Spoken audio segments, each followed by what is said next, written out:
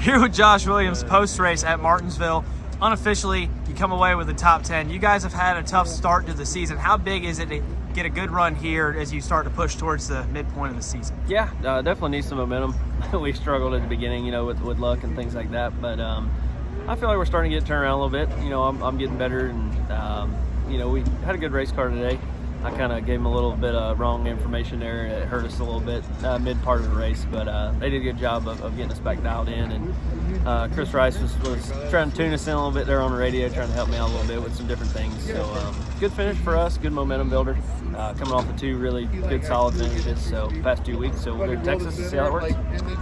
The end of these races, especially here at Martinsville recently, seemed to kind of turn into a melee. Yeah. Did anything personally happen to you that you felt was out of line from anybody, and how do we fix that at the end of these races? I don't think so. I mean, it's super hard to pass. I mean, and everybody knows that. So if somebody just blatantly runs you over, that's one thing. But we all kind of move each other out of the way and stuff like that. So it's racing, short track racing, I guess. What did Joey Logano say? One more question. Over on the Cup side, you guys struggled a little bit today in practice and qualifying, but 400 laps around here is a long time. What's your goals coming out of tomorrow? Just make all the laps, learn. I didn't do any simulator stuff or anything, and I've never run here in a Cup car before, so today was my first laps around this place, so I felt like we did pretty good, just trying to get up to speed in a short amount of time. So, we'll make gains on it. I'll get better and, just learn for the future. Okay, actual last question.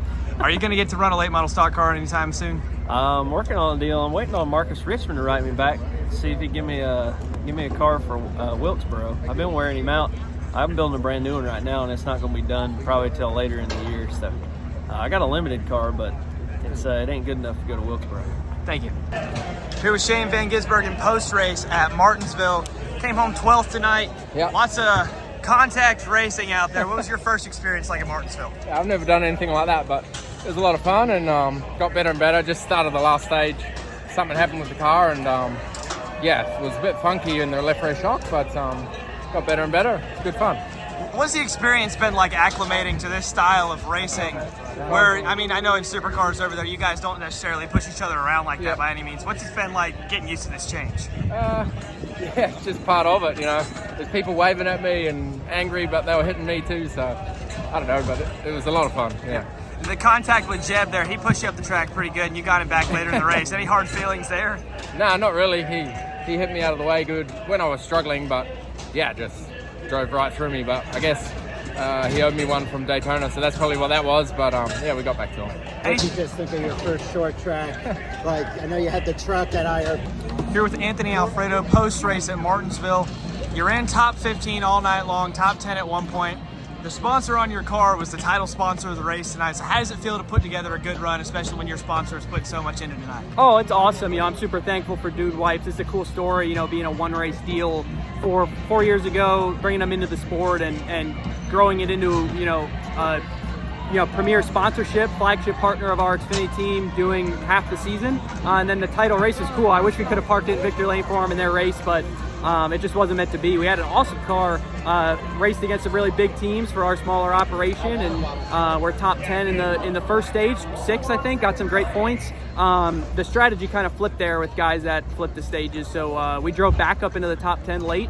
I think we were running somewhere in the top 10 with 8 to go there, but unfortunately that caution came out, and once that happened I knew we were going to be at the mercy of all the chaos here at Martinsville. You get that late caution and everyone just loses their head, so I did my best to hang on to it. I don't really know where we finished because the way the timing of the caution, I think they're still figuring out the order. I don't think we're in the top 10. We should have been, so I'm disappointed about that, but really proud of the effort of everyone at Our Motorsports. Brought an awesome Dude Wipe Chevy to the track. We keep doing that, we'll get more good finishes.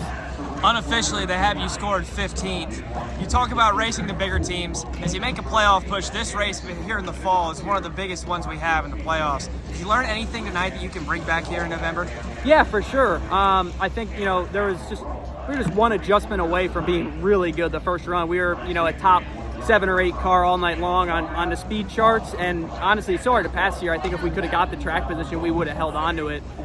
So I'm happy with that. A couple little things we can clean up there, and then at the end there, it's just it's so easy to sit here and say should have went top, should have went bottom, because I mean really all you got to do is just drive in there and wreck everyone in front of you and you finish good, because if you don't, you get wrecked. So that's what I hate about this race. It's so much fun up until then, but man, it's really hard to just, you just got to be lucky with the attrition there at the end. You hope you're the windshield, not the bug, I guess. And you talk about the melee there at the end. Did you notice anything personally from anybody that you felt was out of line? And how do you fix these messes at the end of these races? Man, I mean, I can't point a finger at one person because everyone does the same thing, you know. So it's I don't think it's one person's doing. It's just like us as a sport. I feel like everyone just needs to do a better job at, you know, put on a good race to the end, because it was an awesome race for the fans. And I think some people like the chaos. You know, that's why we got dude wipes to clean up all these skid marks here at Martinsville Speedway. But it's just part of it. So I think you just got to figure out how to be the aggressor, you know, and not be put in a bad spot. Thank you. Sure. Drivers, you can win a chance at $25,000. Get your own digital collectible trading cards at racefacedigital.com in Standard, Premier, and Elite variations. It's free driver enrollment. Use the displayed promo code to win a chance to crack the vault for $25,000. But hurry, this is limited to only the first 100 drivers. Enroll at racefacedigital.com/drivers now. This is Harrison Burton, driver the number 21. Make sure to hit that subscribe button. Also, check out one of these two videos beside me. Visit frontstretch.com for more racing content.